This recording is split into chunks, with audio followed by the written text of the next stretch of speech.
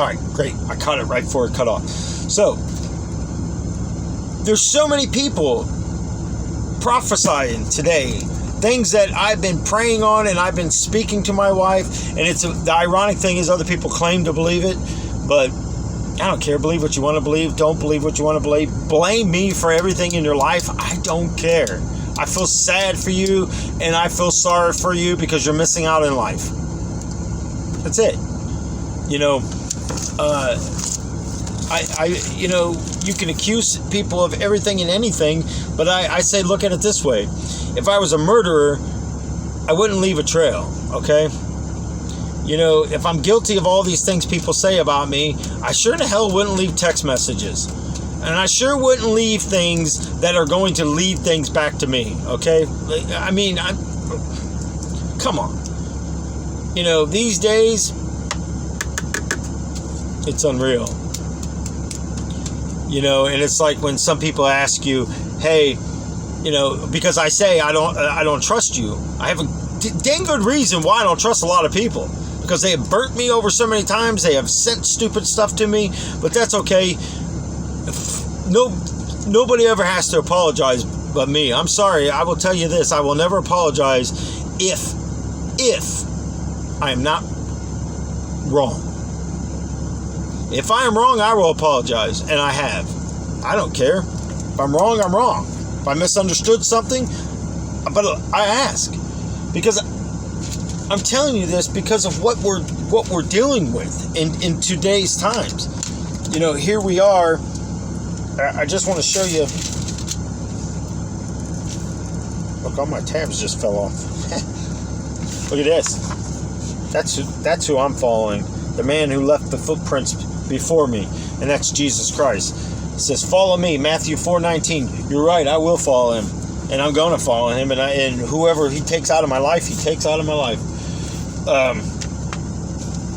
Satan the accuser. Satan become corrupt through his own pride, it says there.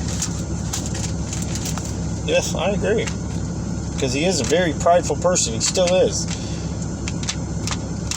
But what are you going to do when Lucifer... What are you going to do? See, Lucifer hates Christians. He wants you off this planet quicker than you want yourself out of here. But there is a lot of Christians that will say, oh, I'm not ready to go yet.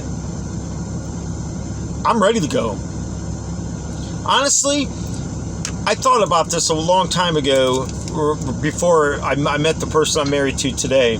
You know, I thought about this. And the sad reality is I had a dream one night that I would be in the place where I was at that point, and it was in Mogadore, Ohio. And I remember pulling in the driveway in this dream, and I looked around, and the lights were off. It was dark, and I'm like walking in this house, and it was just a big echo. Everything I said was an echo. And I remember looking around, and I walked down the bedrooms. The bedrooms were empty. Beds were gone, because I only had my two youngest kids at the time. And through all this, it dawned on me. I knew if I continued a life like that, I would be by myself. So I started preparing to be by myself. Because at that point, I didn't want to get married again. I didn't want to be around people again. I didn't trust women because of what I've been through. I think it was like 20-some years. I think it was 23 or 24 years I was married to the kids' mother. That was the mother of the kids, or however you want to say that. I didn't trust her. I didn't believe her. And honestly, people ask me, why'd you stay in it? Because of my kids. All 5 of them. One by one, they walked out of my life. And I've always told them growing up, you walk out of my life, I'm not going to open these doors back up. And I have opened the doors back up, and I have reached out, and it's a slap in the face, because all it is what can you give me? I can't give you anything, but I can give you Jesus Christ. You know, I tried to be there, and I tried to do the right things. I tried to do the right things by the new kids that entered into the family, and I treated them the same. And it's the same thing. The ironic part is one of them called me Freddy Krueger. They had a picture up. And I've never told anybody this, but I did comment back on it, and I said, hey, how'd you get that school picture of me? And after I commented against the people that was on there, I was at work, and somebody tagged. I don't know how they do it. They take pictures of it and send it to you. I don't think that's tagging. But anyways, they forwarded me that conversation, and I logged on and said what I had to say. And I remember walking into the boiler room, of all places. I know it's true. I just thought about it right now. That's why I'm laughing. The boiler room, of all places. Freddy Krueger. Okay, it is kind of funny if you think about it. But I walked in there and I fell to my knees and I cried. I really did, because I've always had a complex problem. And what some people don't know is I had a real bad sunburn, and the next morning I woke up and because I fell asleep on the sand there at the lake. Man, I was I want to say probably 4.5 hours maybe on one side. So you can imagine, bright red, and on the back of me white. I mean, when I got up, people were like, "Oh my gosh, you need to go see you got to go to the hospital. That's bad." You think people would wake you up? Oh, you think? I don't know. But either way, I got a real bad sunburn, and I got blood poisoning. And through that, I was a late bloomer anyways, so about a year following, acne set in. It didn't mix well. Then I was working on a car, and I got a battery charger on there, and we're cranking up this car because I used to tear cars apart and build hot rods and stuff, and I enjoyed it. Matter of fact, I wish I could do it today, honestly. And in reality, my wife always reminds me of when you're going to have time. I don't know if I ever will have time. I don't even know what I have time for anymore. But it's like I have all this up here and all this right here, and I can't do anything with it. And I ask the Lord all the time to take it from me. And He gave us a beautiful home. It's got a garage. It's got an outside little space and stuff. And my wife got me some weights and a bench and stuff. And other than, and it's weird because it's not that I don't love my wife. I love her very much, and I appreciate her very much. I mean, she takes excellent care, and it's not just what she does, because I give it right back to her. And when it kind of upsets me when people saying I'm cheating on her or doing all these things, like, really? I didn't even do that with my ex-wife. And that's what floors me about my children. They've seen all the stuff going on, and they never can go. Even when I ask them, have you ever seen me with anybody else? No. Because it's not here. It's not here, people. Am I perfect? No. But there's just some things that I don't know how to get rid of. And I don't know. So I think for my birthday, it was either my birthday or Father's Day. I can't remember. I think it was my birthday. Yeah, I think it was. She bought me this cool model. It's a trailer. You got to put it together. And it's a Western Star model. Well, I've always loved putting models together when I was little, even into my early teens. Some of them I would just barely put them together, or I'd make these wire things and make like a lift and little chain link thing that I would get out of toys and stuff. And I made like little repair stations and junkyards, and I don't know, it gives me some kind of release. And it's some days it's difficult, some days it's really difficult. And being out here on the road, man, you think about, that's all you have time to do is think. Like right now I'm doing a 34-hour restart, and it's trucking things kind of difficult. But anyways, I think about a lot of things in life, and I always thought, man, where am I going to be there? And that's what I was telling you when I walked into that dream that I had and seen that empty house. I always said, I'll just get rid of everything, and I'll just take what I really need, and I'll just go live in a truck. and just drive and save money. Eventually do something. If nothing, I don't know. But I always thought, I don't want the government to ever get it. Who would I give it to? I don't know. Today, it's like, I told my wife, I said, if I pass away out here, I want you to take whatever you want and just donate the rest of the stuff. Well, she told me the other day, she goes, I know you asked me not to, but I would at least call your children. And I sat there that night and I cried, and I'm like, wow, even as rotten as they've been, see, my wife teaches me things sometimes that I don't want to go down that rabbit hole, and I know sometimes you got to. And I shared my respect with her, and I have to respect her decisions also. If that's what she chose to do, then she would do that, and I'm okay with it. Just like I told the only daughter that I have anything to do with, like I told her, I said, listen, y'all need to change your ways, because if something was to happen to your mom, the way you treat me and the way you are distant, you would never know, because I wouldn't contact you if something happened to your mom as she passed away. I wouldn't. And I know people, you may think, well, that's not a Christian way to be. Yes, it is. Because if you don't got the time to spend on earth right now, you can't stand up against something and say, hey, I know, wait a minute, let's rewind some of this. And you can't go to the source. You got problems. You have serious problems. Stop letting the devil lead you into places where you shouldn't be.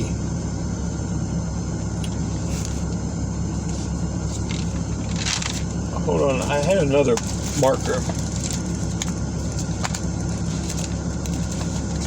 I just gotta find it.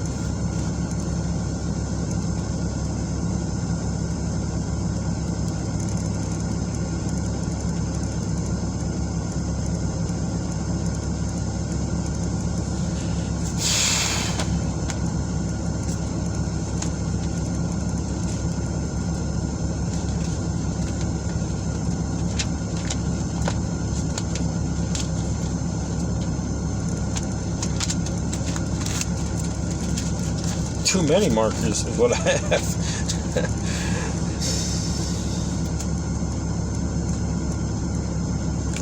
Oh.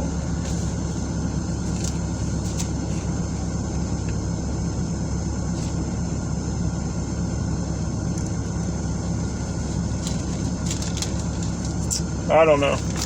I can't find it, but it was. I'll find it and put it in there. But where am I going with all this is this. You have to be ready in life. You have to be peaceful with yourself in life. And I am. I'm very peaceful, and I'm very grateful to Jesus Christ for doing this. I know I keep telling people, look at your lives, and that's all I can say. Look at your lives, people. Please start really paying attention to your lives and people around your lives. Because sin is sin. And think about this. I really want you to think about this. You ever notice whatever sin you're in, you seem to be around people like that? I'm not a big thing on a lot of technology and how to do certain things. And, if I ask a simple request because I don't know how to do it, doesn't mean anything else but help me. I know when someone sends me pictures to my phone, I figured out how I can save those pictures into my gallery, and then I can go to like Walmart's and stuff, and I can get them printed out. I know this because I've learned how to do this, because I was shown how to do this. I can't take nothing from any other kind of social media pages. I don't know how to do it. It's too confusing, and it drives me crazy trying to figure it out. Literally drives me crazy. I get frustrated so easy. I've always been like that. And because I've always had people just kind of push me out of the way, let me do it. No, please let me do it. Show me how to do it. Something. And, sometimes in life, we think we're helping people, but we're hurting them even more. And sometimes you gotta give the love of hard knocks, and you gotta step back away from the plate, and you have to let things fail in their lives to get them to change, because sometimes God may be trying to work something out in their lives, and you through your prayers, and you're stopping it from happening by thinking you can fix it. You can't fix it. You can't fix it. Only God can fix them. You can take someone to a rehab 72 times, and if they don't complete it and they go right back hanging around the same people, they're going to become the same people. See, the devil sends watchers, and they watch over you. They watch everything you do from the time you get out of bed to the time you go to bed. They know your patterns, they know your likes, they know your dislikes. So obviously, if you're a lustful person, you're going to be involved with lustful things. Whether it's women, whether it's men, because there is women that does the same thing, or whether it's the opposite sex things and all these things that are going on. You know, I told my wife not too long ago that I had a vision in prayer that there would be people starting to transform into other things, and we must accept it. Well, I just seen on Google yesterday, this girl went to school dressed like a cat, and they're accepting this. She meows and purrs, and if she wants to lay on the floor and cuddle up and rub against people's feet, and she walks on her hands and feet, I would imagine, because they said she walks like a cat the majority of her time. And now the cafeteria is putting her stuff in these little bowls so she can eat it. What in the world are we doing? But let me tell you, transgenders that you are portraying to be a woman, and you're entering women's leagues and stuff because you can't win as a man, and you can win as a woman. You didn't win anything. If you cheat on a test and you pass it because you cheated, you didn't win anything. I'd rather fail as myself than cheat and be somebody else. And that's the truth. And God, may God stop anything that I say that is not true. May Him take my words. May He strike my tongue, and may it stop ever coming from me. And if you truly believe in the Bible and you believe in God, then you know God would do these very things. He wouldn't deceive you. God doesn't deceive you. The devil deceives you. And if you think the devil wants me on here talking about this stuff, you're wrong. Absolutely wrong. And I think the only reason why some of these things are still on YouTube, these videos, is because there's not a lot of views on them. And I'm no threat to them. And plus, I'm not saying names like a lot of people come on here and say. I'm not trying to bash anybody down. I mean, you can figure it out if I say our appointed president, because he wasn't elected as president, they cheated. So he's not a president. They cheated. But God's going to expose it. I know this because God spoke this to me. God spoke it, that they're going to expose all this wrongdoing, and all these things that this president claims to be president will be rebuked and also erased. It sounds like somebody's going to owe us a lot of money, people, for all this false overcharging us for fuel and everything else. If I was them, these millions of dollars that the president has, and these people in Congress that pass these fake bills, and one of them is a very popular lady that loves to slap that gavel down and clap her hands and do this weird clap and smile. You're worth millions of dollars. You also pass this nonsense. God's going to take from you. What the devil has taken, God's going to restore it if you're a godly person. The devil's also going to reward you, because he can't let God do something and him not see what they're, it's like in the book of Job. If you ever want to read something very interesting, how the devil kept coming just let me go back and read it real quick. Don't take my word for it. Take the Bible's word for it. Right. Like how I just answer myself? It's easier. It said, again, chapter 2 of Job. Again, there was a day when the sons of God came to present themselves before the Lord, and Satan came also among them and said, and presented himself before the Lord. And the Lord asked Satan, from where do you come? Now notice, this is just like the very first verse I just read you. And God's all-knowing. He knows this, but listen to this here.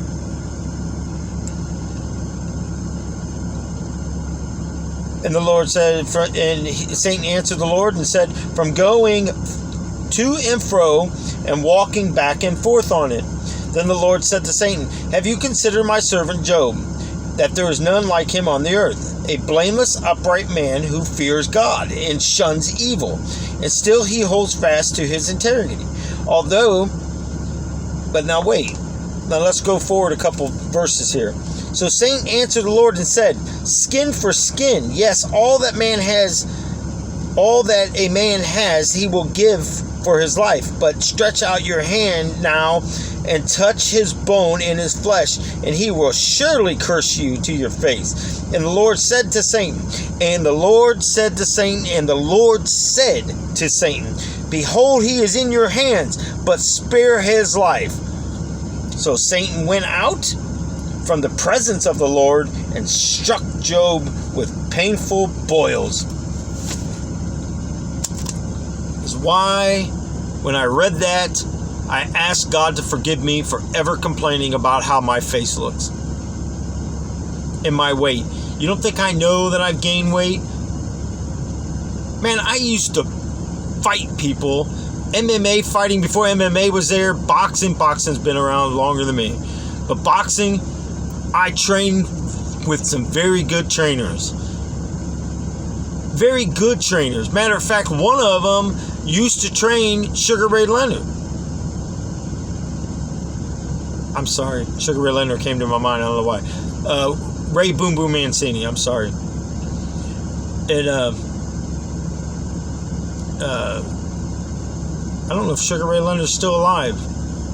But if he is, then God, I ask for blessings over him or anything that's going through his life, any sickness, disease, or anything that is coming against him or formed against him. I ask that the strongholds be broken. And if he doesn't know you, then let him have the opportunity to get to know you and truly who you are, and let him confess and let him make you Lord of his life. And this I pray the blood over him if he's still alive. In your name, amen. So I know food, people. And I don't make excuses. I don't want to look like this. I don't want to feel like this. But it's this job that I do, it could be the big cause of a lot of it. But I'm grateful for this job because it's pretty much all I got left.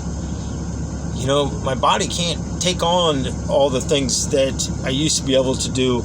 And my mind still says, yeah, but your mind can get you in trouble. There's a country song that says, I'm not as good as I once was, but I'm as good as I once was. And the part of that song where he says, oh, but my mind is telling me, yeah. You can convince yourself, and I had someone ask me, and they said, prove it. I said, okay, I want you to think about your favorite candy bar. And he said, Kit Kat. I said, okay. Now I want you to think of this Kit Kat. Every so many minutes, I want you to think about the Kit Kat and start picturing in your mind how it tastes. And keep telling yourself about this Kit Kat. I guarantee it, I wouldn't even give it an hour. You're going to want that Kit Kat, and you're going to go out of your ways to go get one. That's where the mind over matter comes in. We pushed ourselves beyond the limits in training. We had to eat certain foods, and we couldn't enjoy other certain foods. And, guilty pleasures is exactly what it is. I think there was a show on Cooking Food Network or something called that, and you see these stars that show their guilty pleasures. Well, I always used to think, man, how cool it would be to be a singer or be an actor, be in this spotlights and have all this money. And then I start thinking, going, what the heck would you do with it all? I mean, after a while, you got all these go-karts, four-wheelers, dirt bikes. You made a big track outside your house. You got every car you want. You can go anywhere you want. You've seen it all. You've been there. You've been maybe there 2 or 3 times. You get the VIP special treatments. You get everything that you could possibly want in life. But you have no God in your life. You have no Jesus in your life. You got no peace. Think about it. You can't take that money with you. Somebody else is going to enjoy spending it. They're going to be thankful of it. There's another song, a country song, where the guy says, and I'm just going to give you some of the lyrics. I'm not promoting beer by any means, but you can get the idea of the song. I'm sure many of you have probably heard it. God is great, beer is good, and people are crazy. He said, I seen the front page obituary. He was a millionaire. He gave his fortune to some guy that he barely knew. And his kids were mad as hell. But me, I'm doing well. What does that tell you? His kids were rotten. They didn't respect things. They didn't appreciate things. So he gave it to someone else to enjoy.